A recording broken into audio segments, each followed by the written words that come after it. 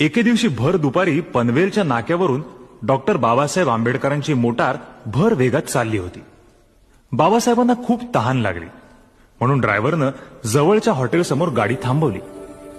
बाबासाहेबांच्या समवेत असलेले त्यांचे सहकारी गडकरी पाणी आणायला गेले. बॅरिस्टर आंबेडकरांना पाणी हवंय? हॉटेलच्या मालकानं साफ नकार दिला. हॉटेल मालक उद्गारला, महार बॅरिस्टरला पाणी मुळीच मिळणार नाही. हे शब्द सोनबा येलवे नावाच्या लाकूड तोडणाऱ्या माणसानं ऐकले.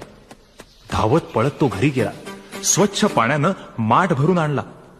पण तेवढ्यात बाबासाहेबांची मोटार भर वेगानं निघून सुद्धा गेली. बाबासाहेब पुन्हा या वाटेनं येतील, ते तसे जाऊ नयेत म्हणून आयुष्यभर त्या वाटेवर पाण्याचा माठ भरून सोनबा वाट पाहत उभा राहिला. तो संपला. शेवटच्या